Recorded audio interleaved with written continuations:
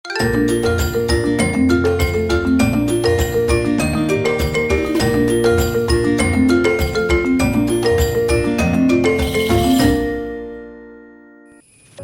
ഇഡ്ലിപ്പൊടിന്റെ റെസിപ്പിയാണ് കേട്ടോ. ചട്നിപ്പൊടിയല്ല. ചട്നിപ്പൊടിയും ഇഡ്ലിപ്പൊടിയും നമ്മളെ വ്യത്യാസം എല്ലാവർക്കും അറിയുണ്ടാവുമല്ലോ.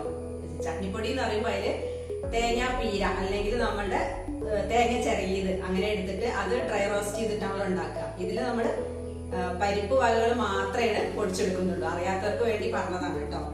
അപ്പൊ എല്ലാം കൂടെ ഞാൻ റെഡിയാക്കി വെച്ചിട്ടുണ്ട്. ഇതെല്ലാം കൂടെ ആദ്യം ഒന്ന് ഡ്രൈ റോസ്റ്റ് ചെയ്തെടുക്കണം. അപ്പൊ സെപ്പറേറ്റ് പൊടിച്ചെടുക്കണം. ഓരോന്നിന്റെ ഓരോ പരിപ്പിനും ഓരോ മൂപ്പായിരിക്കും. അപ്പൊ സെപ്പറേറ്റ് പൊടിച്ചെടുക്കുമ്പോഴാണ് നമുക്ക് അതിന്റെ ഒരു യഥാർത്ഥ ടേസ്റ്റ് കിട്ടുള്ളൂ. പലരും ചോദിക്കും ഒന്നിച്ചിട്ടിട്ടാണ്ട് വറുത്താ പോരെ. ഒന്നിച്ചിട്ട് വറുത്ത് പൊടിക്കണം, കുഴപ്പമൊന്നുമില്ല. പക്ഷെ അതിൽ പല സാധനങ്ങളുടെയും മൂപ്പ് വ്യത്യാസമുണ്ട്. അപ്പൊ ഞാൻ ഓരോന്നും സെപ്പറേറ്റ് ആയിട്ട് പൊടിച്ചെടുത്തിട്ടാണ് കാണിക്കുന്നത്. പിന്നെ കായത്തിന്റെ കാര്യം. കായം ഞാൻ ഇവിടെ പൊടിച്ച്, അതായത് കട്ടക്കായാണ് ചേർക്കുന്നത്. കട്ടക്കായം ചേർക്കേണ്ട, നിങ്ങളടുത്ത് കയ്യിലില്ലാന്നുണ്ടെങ്കിൽ കായത്തിന്റെ പൊടി ചേർത്തിയാൽ മതി. എല്ലാം വറുത്തതിന് ശേഷം ലാസ്റ്റ് ഫ്ലെയിം ഓഫ് ചെയ്തതിന് ശേഷം കായപ്പൊടി ഇട്ടൊന്ന് ഇളക്കിയിട്ട് പൊടിച്ചെടുത്താൽ മതി. ഇത് ഞാൻ ഇവിടെ വറുത്ത് റെഡിയാക്കി വെച്ചിട്ടുണ്ട് കേട്ടോ. അപ്പൊ സാധനങ്ങൾ എന്തൊക്കെയാന്ന് നോക്കാം.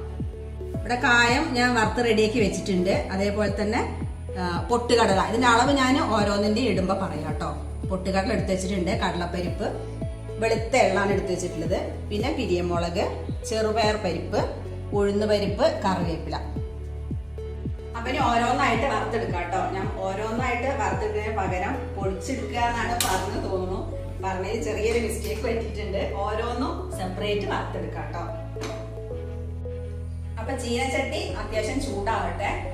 പിന്നെ ഒരു കാര്യം പറയാനുള്ളത്, നമ്മള് ഇഡ്ലിപ്പൊടി എന്ന് പറയുമ്പോൾ കുറച്ച് റഫ് ആയിരിക്കും. അതന്നെ കുറച്ചും കൂടി നല്ല നൈസാക്കി പൊടിച്ചു കഴിഞ്ഞാൽ നമുക്ക് ചോറിന്റെ കൂടിയും കൂട്ടി കഴിക്കാം കേട്ടോ. അപ്പൊ ഏത് വിധത്തിലാണ് വേണ്ടതെന്നുള്ളത് നിങ്ങൾ തീരുമാനിച്ചിട്ട് ഉണ്ടാക്കിയാൽ മതി. ചീനച്ചട്ടി ചൂടായിട്ടുണ്ട്. ആദ്യം നമുക്ക് ഉഴുന്ന് പരിപ്പ് ഇട്ട് കൊടുക്കാം. 1 കപ്പ് ഉഴുന്ന് പരിപ്പ് ഇട്ട് കൊടുത്തിട്ടുണ്ട്. ചീനച്ചട്ടി നന്നായിട്ട് ചൂടായ ശേഷം ഫ്ലെയിം ഒന്ന് കുറച്ച് വെച്ചോളൂ കേട്ടോ. മീഡിയം ഫ്ലെയിമിൽ വെച്ചിട്ട് സാവധാനത്തിൽ വറുത്തെടുക്കാം.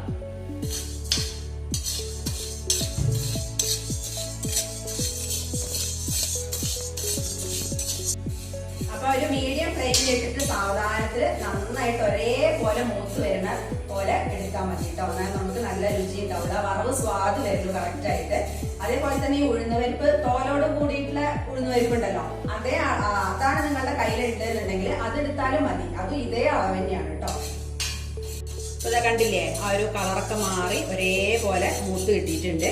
ഫ്ലെയിം കുറച്ച് മീഡിയം ഫ്ലെയിം ഒന്നും കൂടെ കുറച്ച് വെച്ചു കേട്ടോ ഞാൻ. ലാസ്റ്റ് ഒന്ന് മൂക്കാൻ നേരത്ത്, അല്ലെങ്കിൽ കരിഞ്ഞു പോവുകയുള്ളൂ, അത് കറുപ്പ് നിറം വരികയുള്ളൂ. ഇനി ഇതൊരു പ്ലേറ്റിലേക്ക് മാറ്റി കൊടുക്കാം.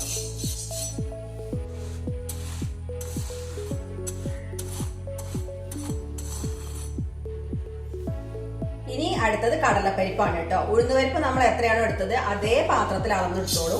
കടലപ്പരിപ്പ് ഇട്ട് കൊടുത്തിട്ടുണ്ട്. ഇതും അതേപോലെ സാവധാനത്തിൽ ഒരേപോലെ ഒരു ചുവപ്പ് കളർ വരുന്ന വരെ വറുത്തെടുക്കാം. ഈ ഇഡ്ലിപ്പൊടി സാധാരണ നമ്മൾ പല വിധത്തിൽ ഉണ്ടാക്കാറുണ്ട് കേട്ടോ. നമ്മുടെ നാട്ടിലൊക്കെ കഴിഞ്ഞാല് പൊട്ടുകടലൊന്നും ചേർത്ത് ഞാൻ കണ്ടിട്ടില്ല. ഇതിന് പകരമായിട്ട് അരി ചേർക്കും. നമ്മൾ ചോറുണ്ടാക്കുന്ന ഏത് അരിയാണോ ആ അരി ചേർക്കും. കുറച്ച് കുരുമുളക് ചേർക്കും. അങ്ങനെയൊക്കെ ഉണ്ടാക്കാറുണ്ട്. ഇത് ശരിക്കും പറയുകയാണെങ്കിൽ ഒരു തമിഴ്നാടൻ സ്റ്റൈല് ഇഡ്ലിപ്പൊടിയാണ്. അപ്പൊ അതുകൊണ്ടാണ് അതില് പൊട്ടുകടലയും ചെറുപയർ പരിപ്പൊക്കെ വരാൻ കാരണം. ഇപ്പൊ ഞാൻ കണ്ടില്ലേ, ഇത് നല്ല ഒരേപോലെ മൂത്തിട്ടിന്റെ ഒരു ബ്രൗൺ കളർ ഇങ്ങനെ വരാൻ തുടങ്ങുന്നു. ആ സമയത്ത് ഫ്ലെയിം നല്ലോണം കുറച്ച് വെച്ചിട്ട് ഇതും നമ്മളെ ഉഴുന്ന് പരിപ്പ് മാറ്റിയിട്ടില്ലേ അതിന്റെ കൂട്ടത്തിൽ ചേർക്കാം.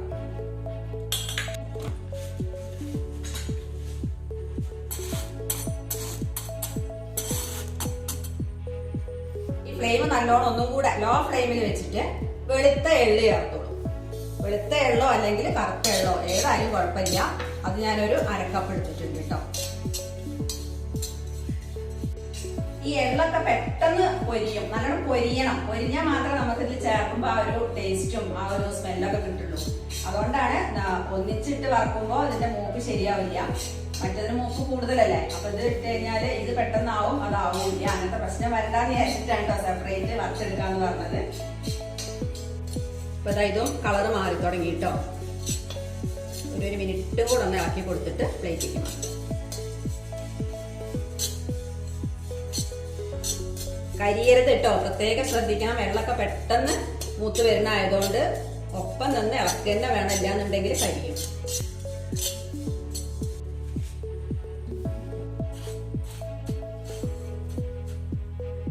ഇനി അതേപോലെ പൊട്ടുകടല ചേർക്കാം. അതും അരക്കപ്പാണ് എടുത്തിട്ടുള്ളത്. അരക്കപ്പ് 4 ടേബിൾ സ്പൂൺ കേട്ടോ, ആ കണക്കിലെടുത്താൽ മതി.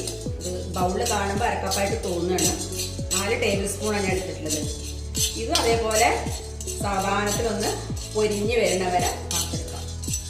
നിങ്ങൾ ശ്രദ്ധിച്ചിട്ടുണ്ടാവും, പൊതുവെ ഇത് നല്ല ക്രിസ്പിയാണ്. നമ്മൾ വെറുതെ നമ്മളെ പാത്രത്തിൽ അരച്ച് വെച്ചാൽ തന്നെ കഴിക്കുമ്പോൾ നല്ല ക്രിസ്പി ആയിട്ടുണ്ടാവും. അതുകൊണ്ട് തന്നെ അത് പെട്ടെന്ന് ആയി വരും. ജസ്റ്റ് ആ ചൂട് തട്ട് വരുള്ളൂ. നന്നായിട്ടൊന്ന് കളറൊന്ന് മാറി ഒന്ന് പൊരിഞ്ഞ് വന്നാൽ മതി കേട്ടോ. അപ്പൊ അത് നോക്കൂ, ഇതും ചെറുതായിട്ടൊന്ന് കളർ മാറി നന്നായിട്ടൊന്ന് പൊരിഞ്ഞ് വന്നിട്ടുണ്ട്. ഇനി ഇതും നമുക്ക് പ്ലേറ്റിലേക്ക് മാറ്റാം.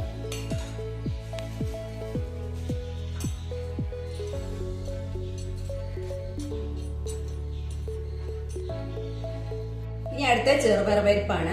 2.5 ടേബിൾ സ്പൂൺ എടുത്തിട്ടുള്ളത് കേട്ടോ. അതും ഒന്ന് ഒരു നല്ല വാസന വരും. നമ്മൾ ഈ പരിപ്പ് പായസമൊക്കെ വെക്കുമ്പോൾ നിങ്ങൾ കണ്ടിട്ടില്ലേ, അതിങ്ങനെ വറക്കുമ്പോൾ നല്ലൊരു വാസന വരില്ലേ.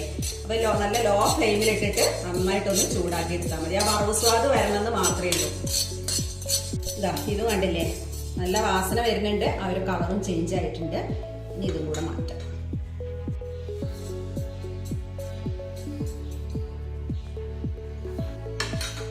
ഇനി മുളകാണ് കേട്ടോ വറക്കാൻ പോണത്. പിരിയമുളകാണ് ഞാൻ എടുത്തിട്ടുള്ളത്. നിങ്ങൾ എരിവിനനുസരിച്ചുള്ള മുളകാണെങ്കിൽ അത് എടുത്തോളൂ. ഏത് മുളകായാലും കുഴപ്പമില്ല. ഞാൻ 10 എടുത്തിട്ടുണ്ട്. ഞെട്ടി കളഞ്ഞിട്ടില്ല. ഇത് നമുക്ക് പൊടിക്കാൻ നേരത്ത് മാത്രം ഞെട്ടിയാണ്ട് ഒഴിവാക്കിയാൽ മതി. അപ്പോൾ ആ മുളക് നന്നായിട്ടൊന്ന് മൂത്ത് കളറൊക്കെ മാറി വന്നിട്ടുണ്ട്. ഇത് നമുക്ക് വേറൊരു പ്ലേറ്റിലേക്ക് മാറ്റി വയ്ക്കാം കേട്ടോ. അതിൻ്റെ കൂട്ടത്തിലിടണ്ട. കാരണം ആദ്യം നമുക്ക് ഇത് നന്നായിട്ടൊന്ന് പൊടിച്ചെടുക്കണം.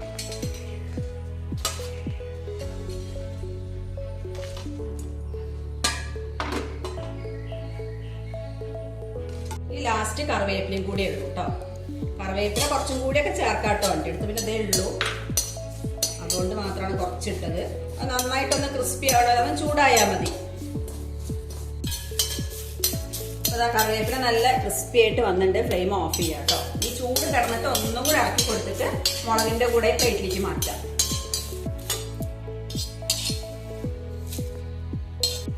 അപ്പൊ ആദ്യം ഇതിന്റെ ഞെട്ടി എടുത്തതിന് ശേഷം ഒന്ന് കഷ്ണങ്ങളാക്കി ജാറിലേക്കാണ് ഇട്ട് കൊടുത്താൽ മതി കേട്ടോ. കുറച്ച് നീളമുള്ള മുളകായതുകൊണ്ട് ഒന്ന് കഷ്ണങ്ങളാക്കി ഇട്ട് കൊടുക്കാം. ഇനി ആദ്യം നമുക്ക് ഈ കറിവേപ്പിലയും മുളകും കായം കൂടെ നല്ല നൈസായിട്ടൊന്ന് പൊടിച്ചെടുക്കണം. ജാറ് നന്നായിട്ട് തുടച്ച്, തീരെ വെള്ളം പാടില്ല കേട്ടോ. അത് പ്രത്യേകം ശ്രദ്ധിക്കണേ. കാരണം ദോശപ്പൊടിയൊക്കെ നമ്മൾ എടുത്തു വെക്കുന്നതല്ലേ, അപ്പൊ പെട്ടെന്ന് പൂപ്പൽ വരാൻ ചാൻസ് ഉണ്ട്. നന്നായിട്ട് തുടച്ചതിന് ശേഷം പൊടിക്കാം.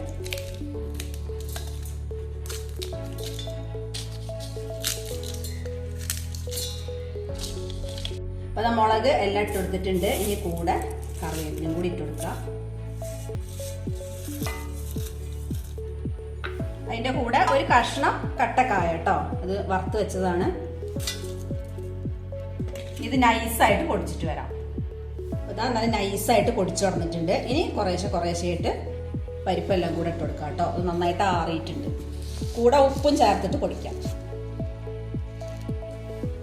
ഇനി ആവശ്യത്തിലുള്ള ഉപ്പും കൂടി ഇട്ടിട്ട് പൊടിക്കാം കേട്ടോ. അപ്പൊ അതാ ഒന്ന് റഫായിട്ടാണ് പൊടിച്ചെടുത്തിട്ടുള്ളത് കേട്ടോ.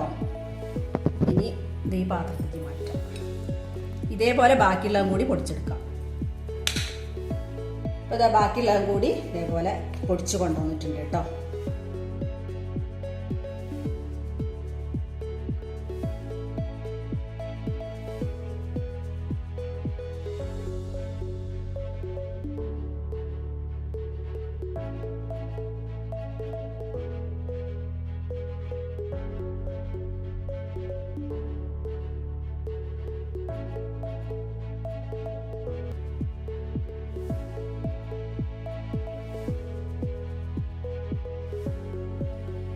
നമ്മളുടെ ഇഡ്ലിപ്പൊടി റെഡി ആയിട്ടുണ്ട്. ഇനി ഇത് സൂക്ഷിക്കുമ്പോൾ പ്രത്യേക ഒരു കാര്യം ശ്രദ്ധിക്കാനുള്ളത്, നമ്മൾ നല്ല ഗ്ലാസിന്റെ ജാറിൽ ഇട്ടിട്ട് സൂക്ഷിച്ചാൽ മതി. നല്ല കഴുകി തുടച്ച് ഒരു തുള്ളി പോലും അതിൽ വെള്ളം നിൽക്കാൻ പാടില്ല കേട്ടോ. തുടച്ച് ഇതേമാതിരി നല്ല ടൈറ്റ് ഉള്ള ഗ്ലാസ് ജാറിലാക്കിയിട്ട് ഫ്രിഡ്ജിൽ വെക്കുകയാണെങ്കിൽ ഫ്രിഡ്ജിൽ വെക്കാം. അതല്ല ഫ്രിഡ്ജിൽ വെച്ചില്ല അതിന് കുഴപ്പമൊന്നുമില്ല. നന്നായിട്ട് നമ്മൾ വൃത്തിയായിട്ട് സൂക്ഷിക്കുകയാണെന്നുണ്ടെങ്കിൽ കുറേ ദിവസം നിങ്ങൾക്ക് എടുത്ത് ഉപയോഗിക്കാം. ഫ്രിഡ്ജിൽ വെക്കണം എന്നൊരു നിർബന്ധവും ഇല്ല കേട്ടോ. അപ്പൊ എല്ലാവരും ഇതേമാതിരി ട്രൈ ചെയ്ത് നോക്കുക. ട്രൈ ചെയ്ത് നോക്കിയിട്ട് കമന്റ്സ് എല്ലാം അറിയിക്കുക. വീഡിയോ ഇഷ്ടപ്പെട്ടാൽ ലൈക്ക് ചെയ്യുക, ഷെയർ ചെയ്യുക, സബ്സ്ക്രൈബ് ചെയ്യുക.